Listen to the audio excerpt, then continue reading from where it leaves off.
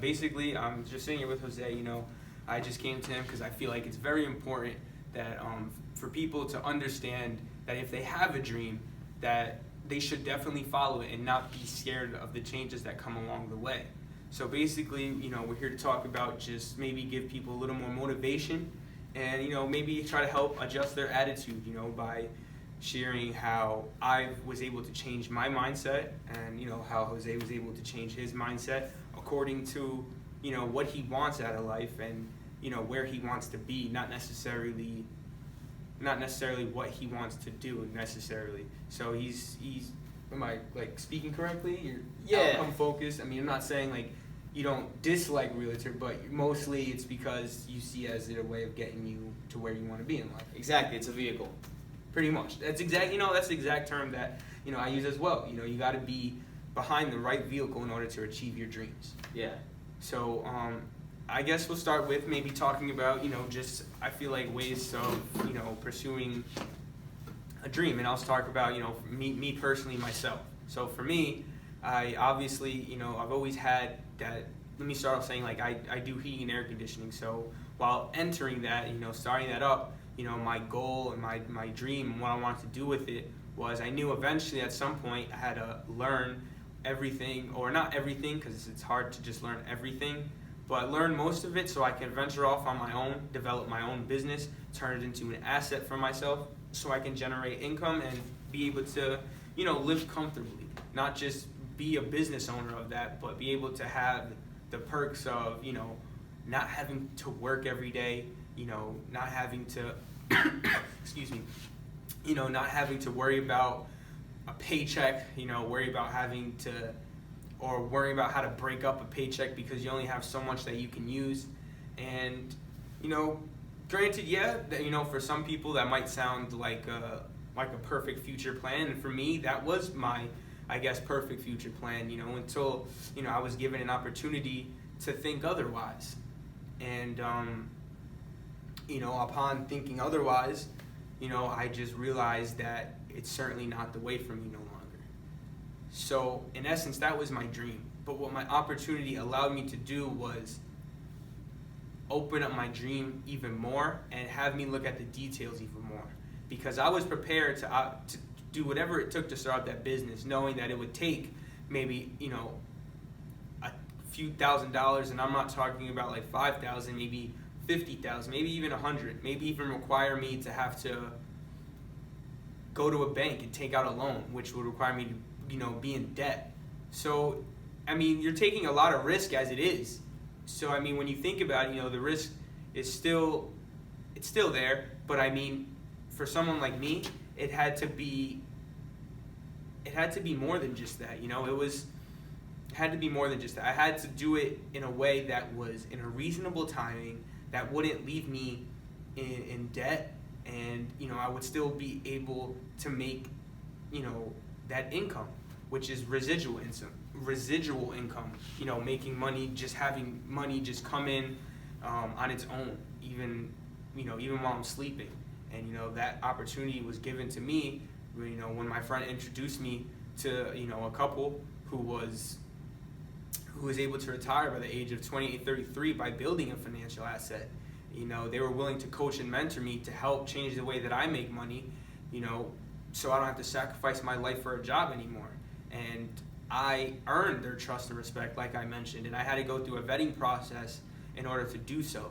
So I earned it, and I also proved to myself something. I could be accountable. I'm accountable for a boss. I'm building someone else's asset. So for me to focus on something else and more of myself, it starts to make more sense. Like if I'm willing to put in 8 hours a day, 40 hours a week to help build someone else's business and dream, then I can work on my business as part-time and grow it because it's for myself. It's me. So it's like that just made sense to me. So that's pretty much how I developed my dream, pretty much, and I found the right vehicle I needed in order to achieve my dream. In all essence, my dream is financial freedom. Right. So for you, Jose, just if you want to just, I guess, explain. what your dream is. Yeah, I mean, I'll share with the people my whole dream, I guess. But for me, it was like, I was going to college, I was going to school.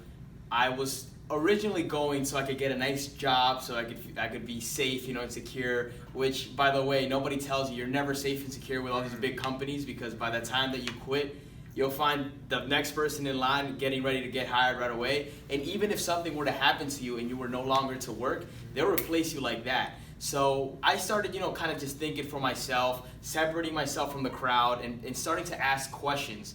Why am I here? Why am I doing the things that I'm doing? Is it because everybody else is doing it? Is it because my friends are doing it? Is it because my parents want me to go to school? So I started asking myself questions about what I wanted to do and what kind of life I wanted to live.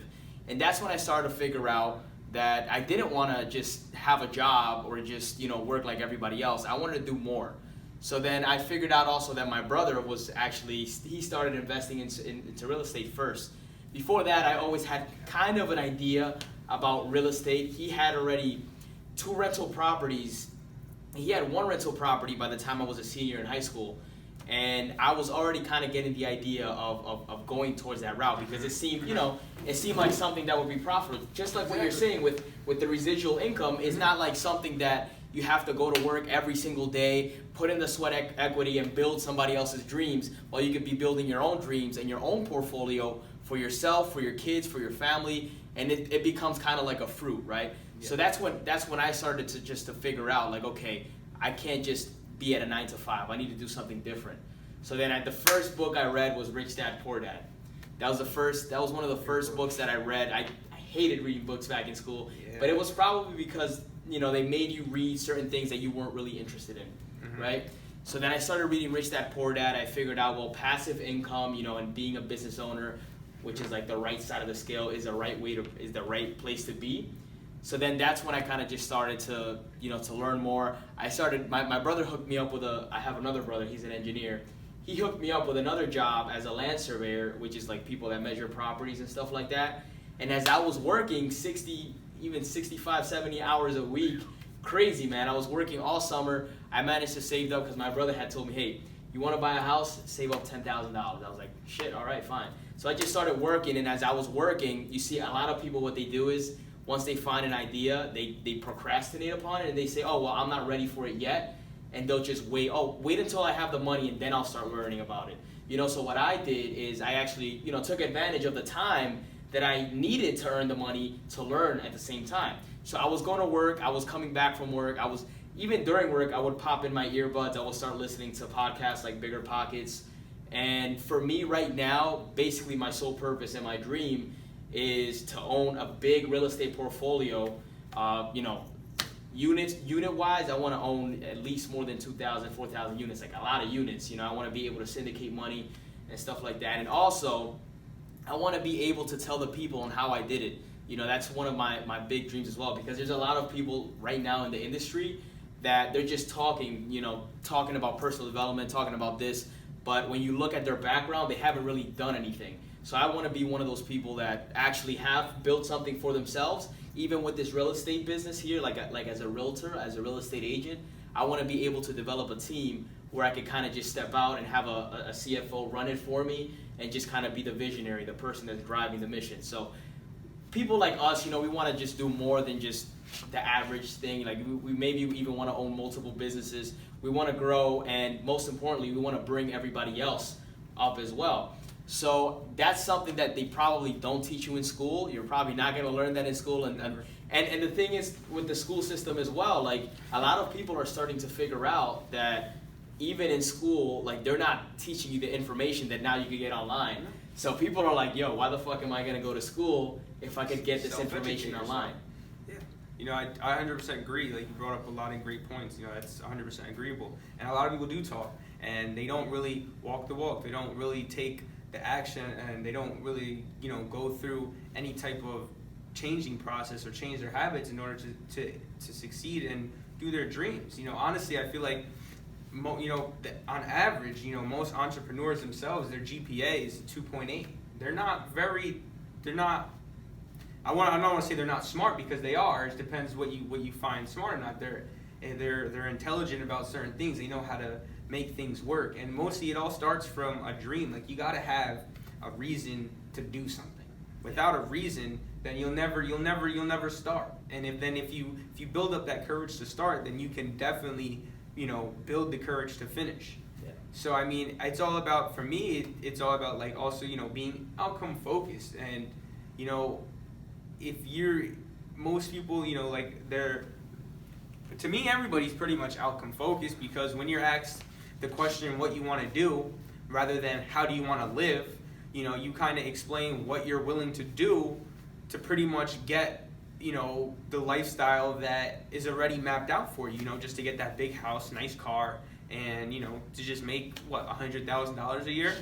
Okay, I mean, that's fine, for some people, that's a way of life. It's a good way of life. Now, I'm not saying it's a bad way of life, but, it's not a life for me, just having a big house and nice cars, it's not everything, money is definitely not everything, it's, money counts, it's a tool that can help you, expand your dreams and expand your vision if you have, the proper vision, but that's pretty much what it is, and it can be used for good or it could be used for bad. Depends on the person.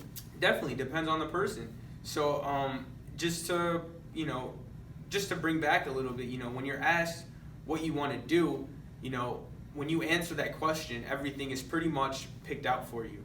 You're, in essence, you want to make sure you understand how you want to live, and then figure out what you need to do. Get behind, like we mentioned earlier, get in that right vehicle in order to achieve your dreams. I was once a person who, I wasn't like this, and just to bring back earlier, like, I didn't like to read either. Reading for me wasn't what I didn't like it. I didn't even like reading in high school.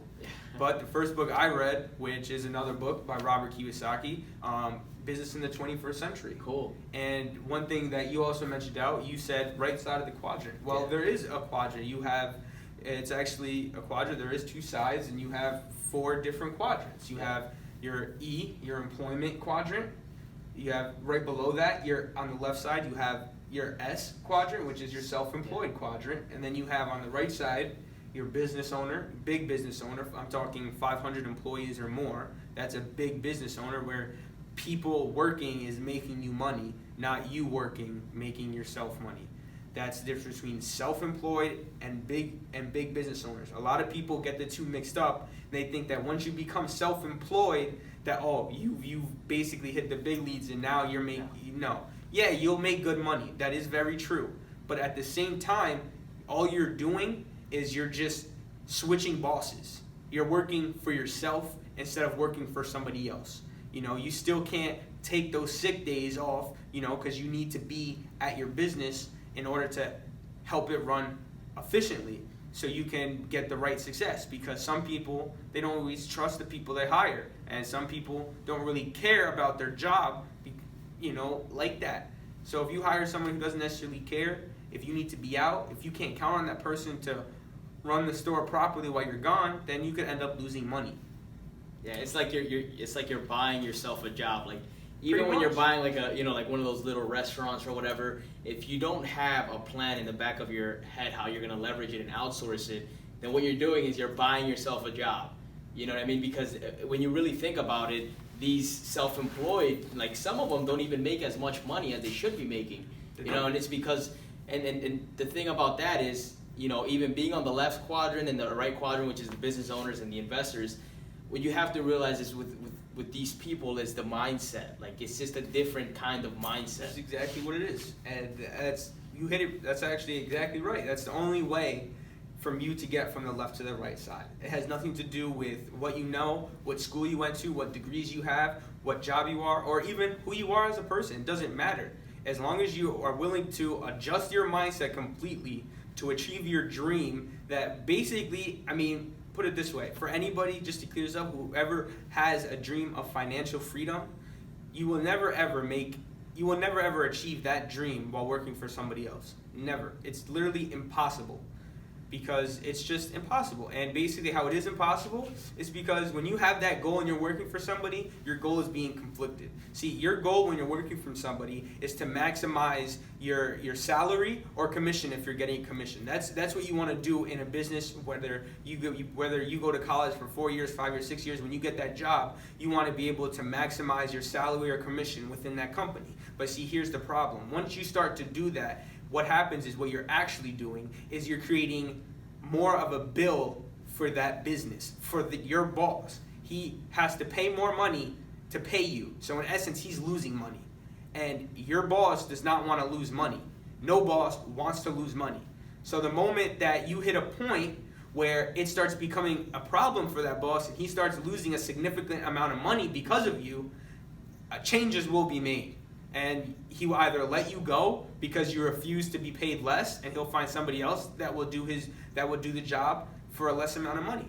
So in reality, you're conflicting your goal. You know, you don't have that flexibility that you would think that you would have, you know? And I think that also, like, there's always like that one exception to the rule, because there is different industries where you can kind of move up and you can own certain ranks and certain levels where you can be working in the business for maybe not as much, and you could also have your own side thing doing, you know, your own side, like earning a certain position in a certain business.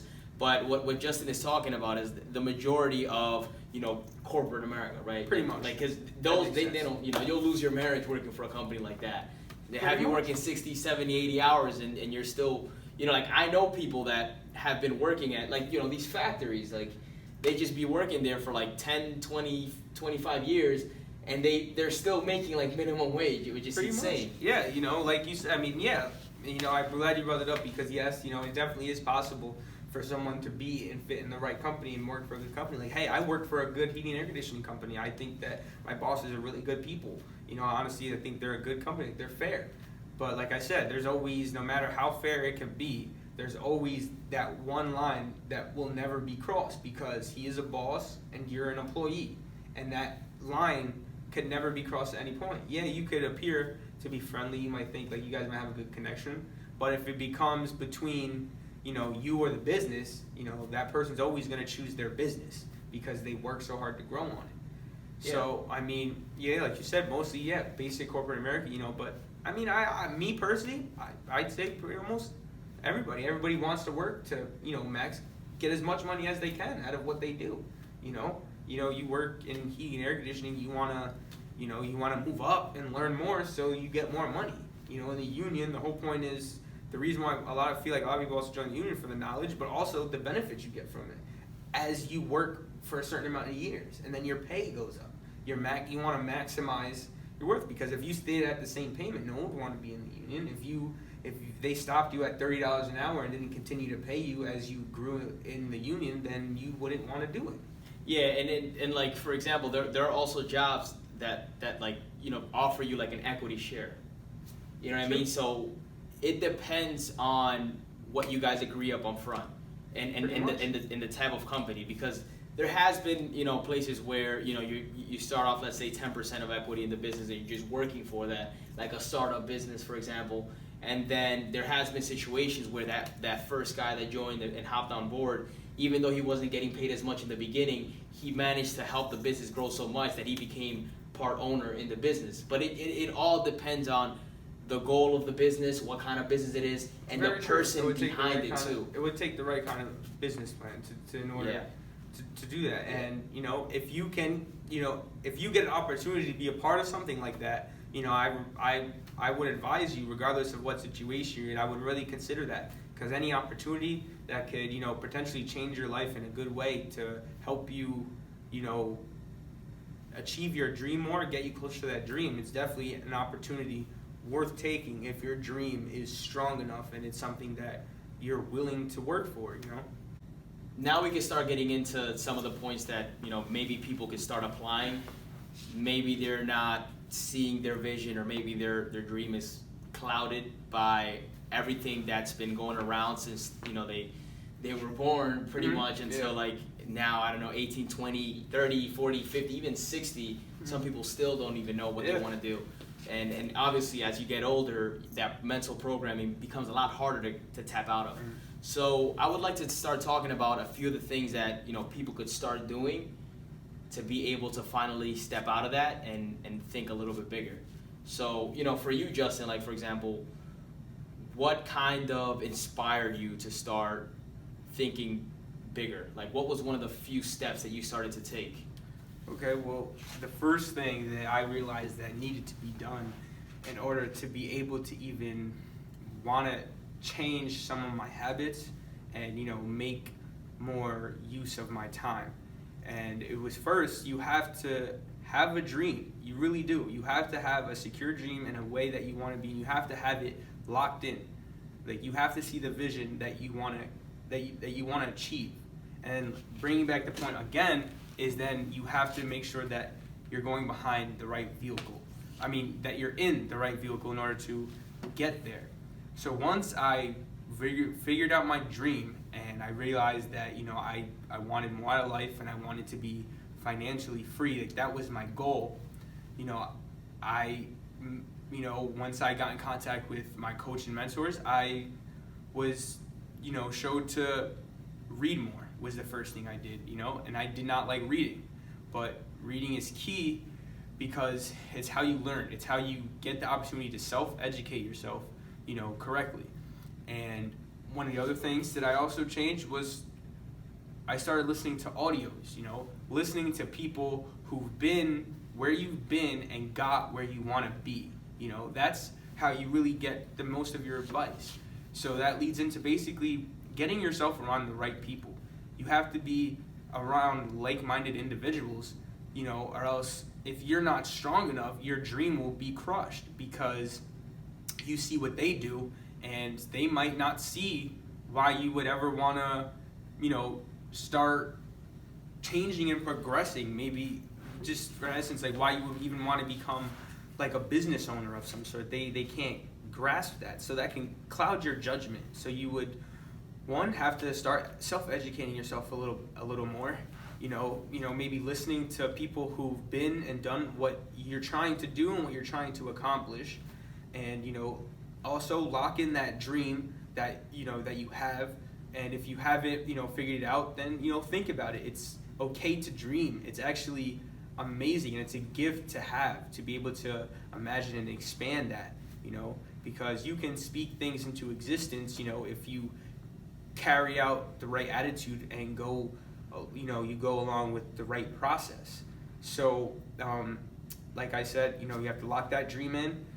Reading is important, being around the right people that help you achieve your dream. And, most importantly, you gotta have faith. You gotta believe yourself. Life will always be hard. You always face hardships in life.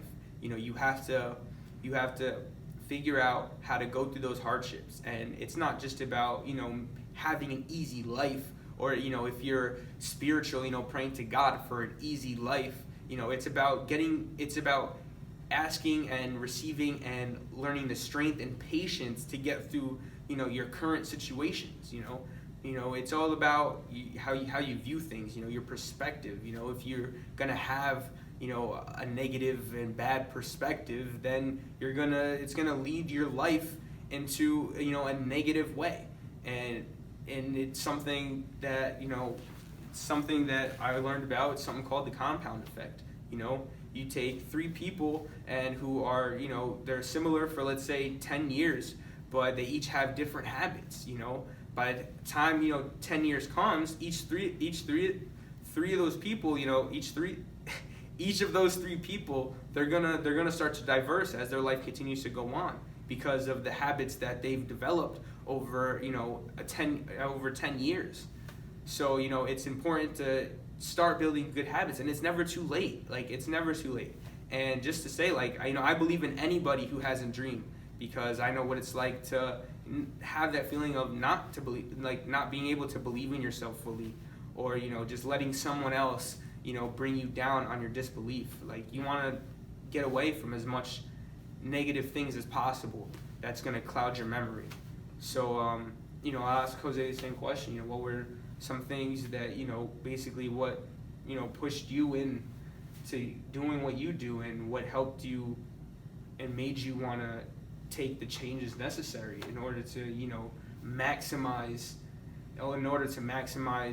your development and success throughout, whatever it is that you're trying to achieve. Yeah, I mean, for me, and those are some of the great points, in reading and listening to people that were in the position that you were in are one of the two biggest things that actually helped me out with what I wanted to do. But I had to first start to unlearn a lot of things, because like we were talking before, you're always gonna be subconsciously programmed and conditioned to live how you used to live. So you have to unlearn a lot of stuff, and the way that I did it is by isolating myself from a lot of people. Because every time, like, we're always around so much noise, especially these days with social media. Like, there's so much stuff going on that people tend to lose what they really want from life. They start to see what society wants them to be from life. So then they start acting a certain way, going out to certain places where they don't normally feel fulfilled. They just feel like it's the right thing for them because they're 20, so they have to go party, or they have to go to the bar, or whatever it is for them. So one of the main things that I started to do for myself is I started to isolate myself from a lot of people. And just because you feel like you don't know all these personal development gurus like, Tony Robbins, Ed Milet, Andy Frisella, all these big top dogs that did really put in the work, and they are credible for the stuff that they do. Just because you can't physically be around them does not mean that you can't listen to what they say, or you can't read about them, or you can't expose yourself more to the to the radius and the waves that they're transcending of energy, because you pick all of that stuff up from the stuff that you read. And even, like, for example, me and Justin, like, our mindset is very similar, and that's why we're able to associate with one another a lot better than anybody else, because we're not just thinking about complaining about our day, having a competition on who had the worst day. Like, you probably seen that, right? Like, that's something that my mentor Brian talks about. He talks about it all the time. Like, if you really look into what people's conversations are like, they're all like in competition to see who had the worst day. Like, that's the only thing that people could resonate with. So for me, I started just to isolate myself. I started to read a lot of books, and for the most part, I started to listen to a lot of audio from people like Andy Frisella, Brian Casella, Grant Cardone, which is one of the biggest real estate influences of my life for thinking bigger. Not just thinking about single family houses, but thinking about commercial units. Ed Milet, just Tony Robbins. I just started to expose myself to what else is out there. Another thing that I did is I started to put myself in uncomfortable situations. Like, just now, I just finished doing the 75 Hard Challenge, which consisted of reading 10 pages a day, doing 2 workouts a day, drinking a gallon of water a day, not breaking my diet. So I just started to push my boundaries. Cold showers was one of the things that I really didn't want to do. Heard about that, yes. So it's like, just what do I not feel comfortable with? That's what I'm going to do next, because that's going to allow me to step into a space where I'm going to experience a ton of growth. So that's what I started to do. Even with real estate, like, a lot of people here, I even asked some of the, like, I'm doing a 30-day door knocking challenge, right? So I even asked some of the people that answer the door, when was the last time that you've seen a realtor come to your door and give you updates about the neighborhood and kind of update you about the market and all that? They would be like, well, never. I never had anybody come to my door like that. So a lot of people are just not willing to do whatever it takes, and you kind of just have to separate yourself from those people that aren't doing whatever it takes to the people that have a like mind and share common values with you.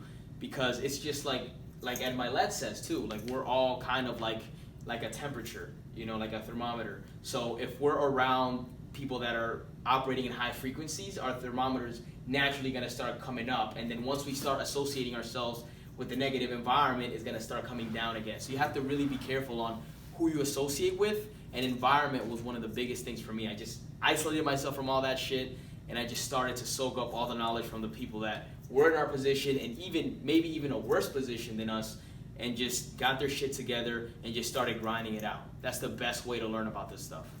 I just would agree, and I feel like, to me, 9 times out of 10, all those successful people that have made it, all of them, they went through a hardship of life. Like, they didn't just go to sleep and wake up the next day and they were automatically where they wanted to be in life. You know, all that stuff took dedication, hard work, and like Jose said, how what he does is isolate himself. It definitely takes that isolation, you know, being comfortable, being alone, and focusing on what you need to focus on. You know, prioritize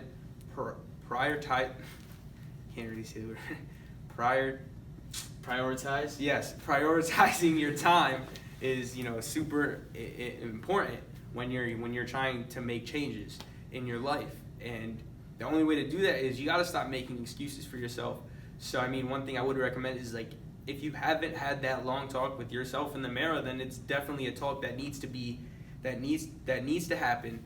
So you could really, you know, you got to really be honest with yourself. And one thing is that I tell myself, you know, especially, you know, when you, because I know a lot of people, they'll feel something and then they'll kind of shrug it off because they're scared to make that change. Or they'll go to a bar and just fucking drink it off, and like the next day hoping it'll get better. Mm-hmm. Yeah, exactly like that. And that's exactly what happens. And I'll be honest, like, I used to be that person, you know, I was like that, you know, I'd find ways to try to get out of that mentality sometimes, but really the only way to get out of it is to go through it. You know, you have to be honest with yourself, and if you can't be honest with yourself, then don't expect yourself to be honest with anybody else. Because, you know, that's yourself. You should take more pride in yourself than anything else. You know, you want to maximize your life.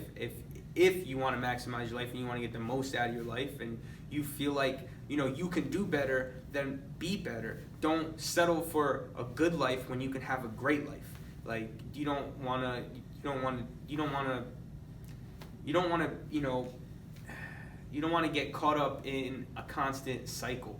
You know, that's not how you want to be, but it definitely comes down to, you know, you have to evaluate your life. You know, cut out the excuses, and you have to really focus on what you want. And I also find it's also important that, you know, to remain humble. There's a lot to learn. There's a lot of good information, but there's also, you have to know how to be able to question the information that you're being taught. You know, you want to get factual information. You want to find truth in what you're trying to take in. You know, you want to put and you know, instill the right knowledge in your head. And, you know, some things might not work for everybody, so you have to find what works for you. You know, and one thing that's also important, like, if you start to change and you want to change, you don't necessarily have to make a big change right away. A lot of people fail because they'll want to change, and then since they're not, a good example, right? You go to the gym. If you haven't been to the gym in a long time, and then you go and you start to lift heavy weights, and you haven't been to the gym in a month, you know, it's going to be hard for you, and you're going to be in a lot of pain the next day, and it's not going to give you those same benefits. But if you went to the gym every day and you started working your way up, let's say, you know, you just started doing 50 push-ups a day, or if that's even too much, just even 10 push-ups a day. You know, to me, that's more than what most people are willing to do, you know. So if you can get used to doing 10 push-ups a day and make that a routine and develop that habit, then once you do that, and once you feel like, okay, this is too easy, you know, you will be used to the habit. So it would be nothing to you to just add a few extra more into it. So maybe you go from doing, you know, 10 a month, let's say you complete it, you do 10 push-ups every day for a month, and then you up it to 12. You know, it's about gradually increasing over time. You know, you go at your own pace. It's not a race, but you gradually changing, you know, it definitely builds up. You know, it's something called the compound effect. At the end, it'll definitely get you to where you want to be as long as you stay consistent. You know? And before you move on from that point, because a lot of people would sometimes take that and want to be lazy with it. You know, they'll be like, oh, all I have to do is this, knowing that you could do more. What he's talking about is do as much as you possibly can, go all out. Because let's say, for example, you can only do 10 push-ups, but you can squeeze out another 5, right? And the growth doesn't happen in those 10 push-ups. The 5 push-ups is where the growth happens. You know, so you have to be able to push yourself, and that's why even like for me, I've been going to the gym for a long time, but I was just telling my brother, like, yo, I think that, you know, I'm going to even maybe consider bringing in a trainer, because the thing is that when you start working out, and it doesn't necessarily have to be a trainer, it could be like a friend that you're going to the gym with, they're going to be able to push you to your maximum potential. Because if you're just staying where you are and you're just being comfortable with doing 10, 12, 15, knowing that you can do 20, 30, then you're not going to experience that growth, and you're going to get pissed off, and you're going to have a negative cycle because now you're not growing. So then you're just basically reinforcing yourself to believe that what you're doing is not working. Meanwhile, what you're doing is working. It's just that you're not maxing out to your fullest potential. So you're not getting the results that you need to get and experience. Therefore, now you want to give up. You don't think it's working. You think it's bullshit. But the problem relies into your effort and all and your intention, in the exercise, what you're doing. So, and that just doesn't apply to the gym. That applies to everything in your life. To be able to actually get those results, you have to be able to go all in and maximize your potential. And then the next day, maybe even do a little bit more. It's just like the compound effect. Each time you do a little bit more, that's going to accumulate. Like you make one more call a day, 365 days later, you made 365 calls more than the last person. Who's going to have better results, right? So it's about pushing yourself and actually attaining that result by maxing yourself out. Because if you don't maximize yourself out and you're just doing 10, meanwhile you can do 20, you're not going to get the result. You're going to get pissed off. You're not going to think it's going to work, and then you're just going to give up. Yeah, that's excellent. That was really explained to a T, and it also comes back to, when you go to make that push, it's about being honest with yourself. If you can feel like you can push yourself more, then push yourself more, One thing, I heard from one of my mentors is like, when in doubt, shave. And basically that just means like, to explain it, like if you ever, if you're having that doubt whether or not you should do something or whether or not you can do something, do it, because then you'll know what you're gonna get after that. You already know how you're gonna feel if you say no. You're most people like me, for me, like for myself, back how I was, I knew what it's like to say no and turn away from something. You know that feeling. But by you making that other choice to do more, you just changed your life in an essence. You just changed your life, and you now are going to get a different outcome now. You made a choice and it leads to a different outcome. So definitely you have to be honest with yourself, and don't make those excuses, so you can maximize your full potential.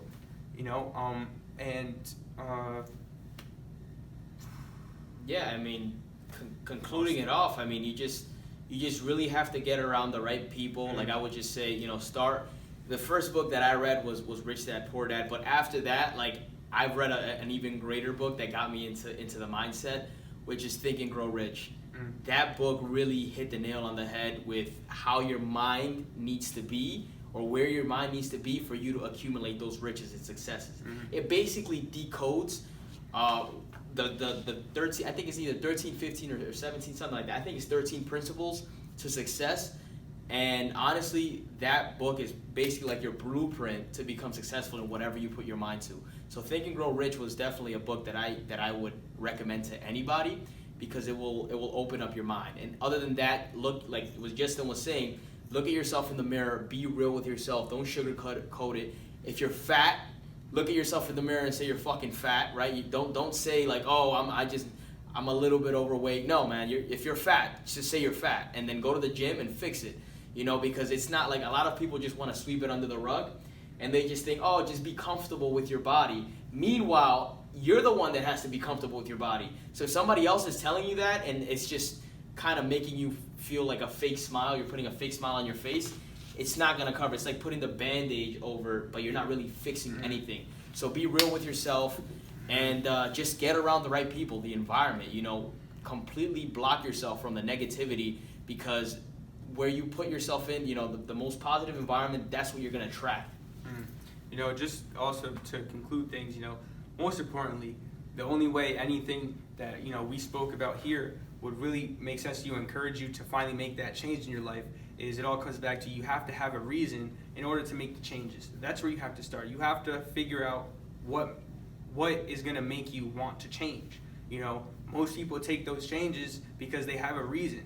Just like he was saying, if you're fat and you don't want to no longer be fat, and you start working out every day and you are on top of it, and you're getting, you're hanging around people who are pushing you to work out and do more, and you're seeing great results, that's your reason. You know, you're willing to give up on all the good stuff you used to eat and all, you know, like all the ice cream, all the cakes, all the stuff you love. It's not that you don't like those things, is that you grew away from that emotional attachment from it, so that now you're willing to go to the gym and, you know, take care of your priorities. You know, you gotta know how to take care of your priorities. So I just basically just want to say that it's the only way that you're gonna start to change, and you got to have a reason. You have to have a dream, a why, a want. Something has to drive you in order to be different, and it can only come from inside you. It can't be installed in you. It could definitely be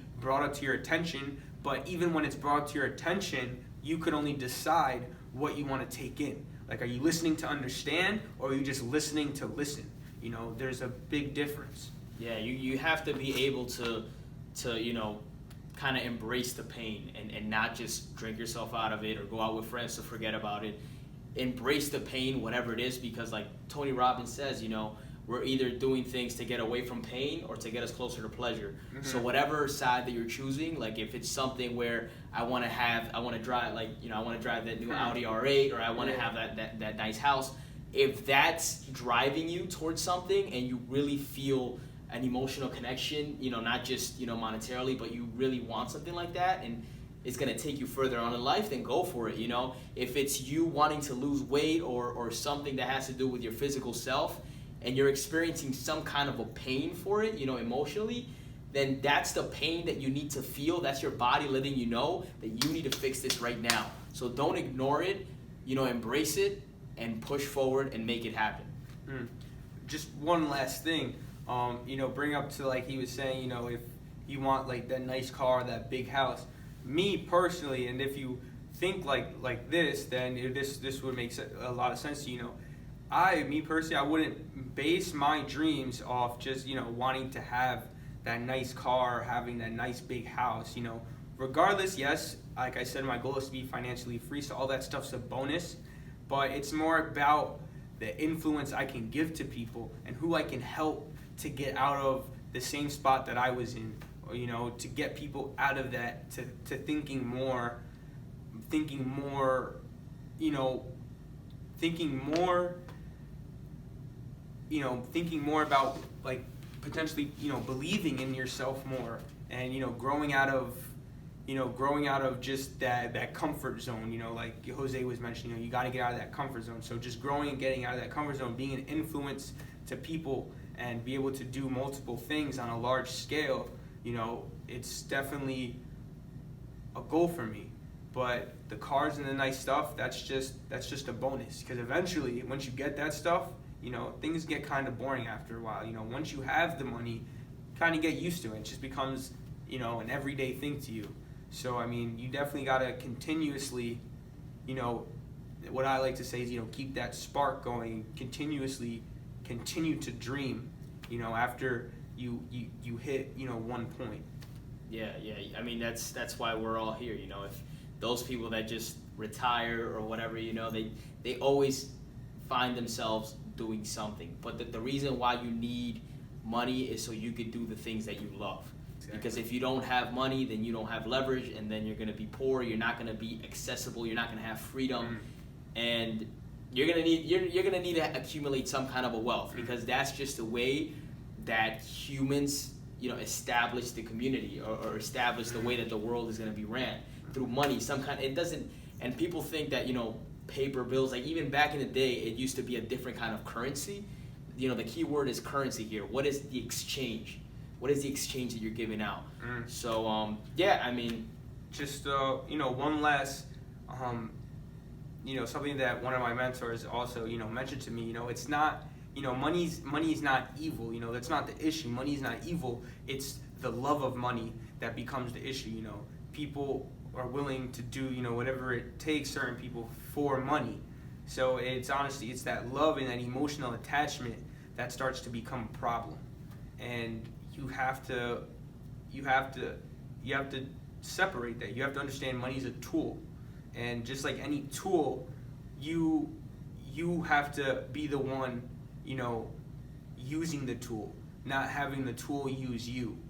So I find that, also very important and also like a key thing. Right, 100%. So we'll just wrap it up Yeah, here. wrap it up there. If you guys want, you could DM Justin. I don't know what's your social media. What's your handle? My Instagram, Justin Flores from 845. That's my Instagram. I'm open to help out anybody. I know in this given time, a lot of people have trust issues, scared to open it up. But one thing I've learned, it's good to open up and get another outlook, get a different outlook on your life from somebody who doesn't have the emotional attachments that you have. That could really lay it down for you and tell you the truth how it is. Yeah, that's so true, man. So hit my boy Justin up for any kind of questions, anything we can help you out with. Real Estate Jose, you guys know me. And yeah, we'll just wrap it up here. Thanks for tuning in, and we'll catch you on the next one. Thank you, guys.